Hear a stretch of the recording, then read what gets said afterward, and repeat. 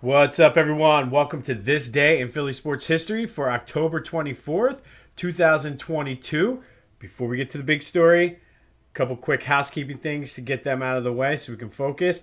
Flyers lost last night 3-0. They dropped their record to 4-2. There's Again, we're not expecting much out of them, so we'll see how they are able to bounce back and respond to that. We lost our Dallas bet, which who cares? It's Dallas. But thought we were looking pretty good there in the first half. And then I guess they shook off the rust, or Dak got it together, or maybe they realized, hey, we need to stop crying about the Eagles loss. But anyway, those two things. Oh, and Doc Rivers.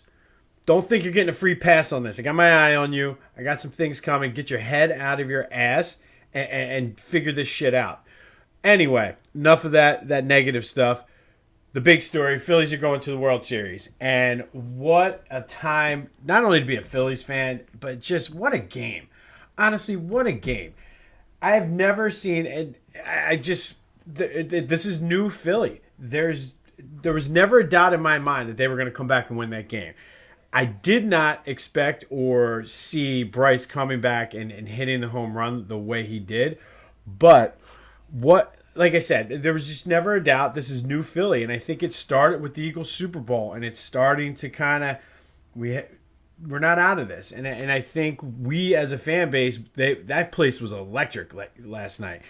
And I will put that home run easily the biggest home run ever in Philadelphia sports history.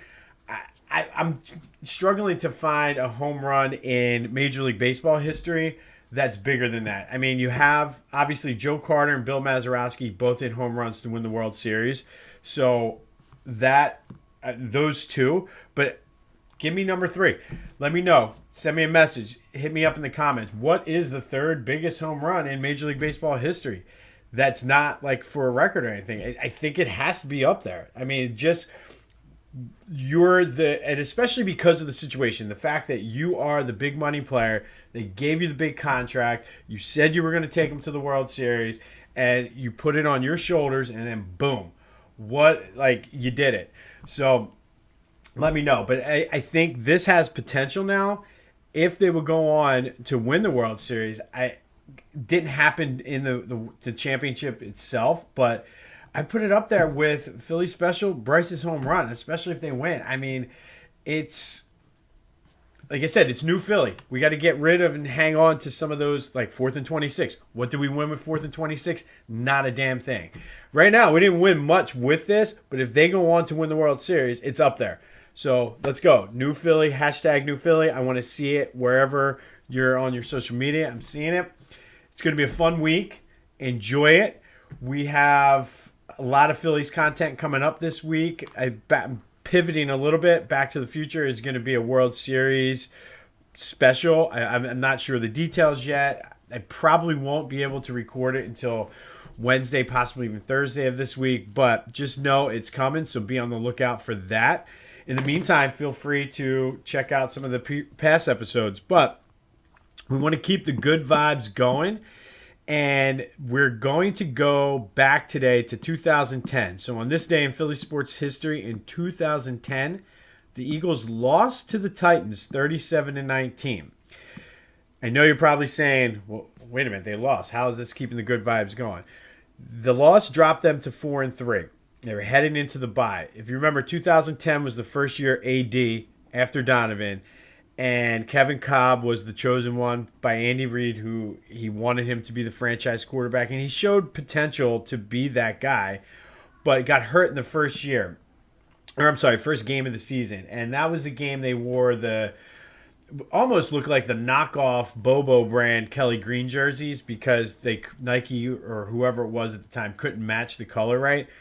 So they were too bright, whatever it was. But I just remember that game. They lost, but Kevin Kold got knocked out, I believe, with a concussion. And Mike Vick was the backup quarterback. He came in, won the next 2 games. And then Cobb came back, was a starter. Didn't play terrible, didn't play great. They were 4-3 heading into the bye.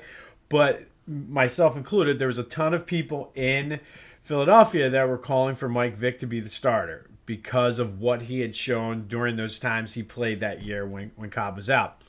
So Andy Reid, in a very not Andy Reid like move, named Mike Vick the starter heading into the bye, I guess to avoid the distraction and give Vic like the focus to be able to practice with the ones and do his thing. So the positive of this is Mike Vick, after the bye, was the starter. They came back and went on a run. They won 6 of their next 7, finished at 10-6, won the division. That was the year they lost to the Packers in the wild card because Akers missed the 2 easy field goals because he had some personal things going on and couldn't concentrate. I mean, I don't want to get into that, but it is what it is. But you're a Pro Bowl kicker. You cost your team. But that also, there was some fun moments that year too. That was the Giants comeback when right before Christmas when Deshaun returned the punt with no time left to beat them. It was also the blizzard that pushed back the game. There was supposed to be a Sunday night game against the Vikings, pushed it back to Tuesday, and then we ended up losing that to the backup quarterback, which in doing the research for this pod today, I realized that game, and I completely forgot, the Eagles were potentially able to get one of those buys at the time.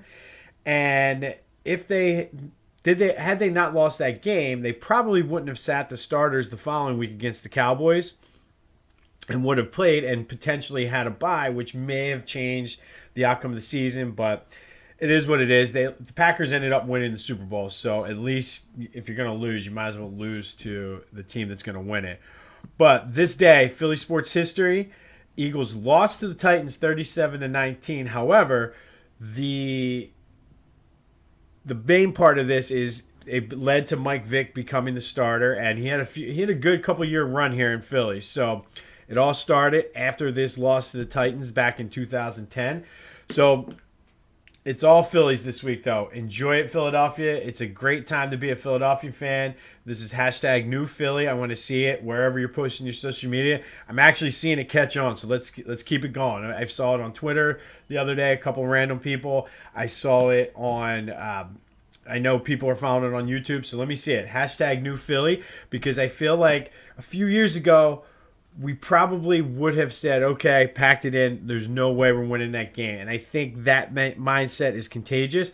So we got to do it the other way. But there was never a time in that game when I didn't think they had a chance to win it. Obviously, I did not, like I said, didn't see Bryce hitting the homer the way he did, but it just adds to the lore. I love it. So it's World Series week. Go have yourself some Monday. They are much easier to deal with when you're celebrating something big like this. So let's go. Go get it. And until next time, I'll see you when I see you.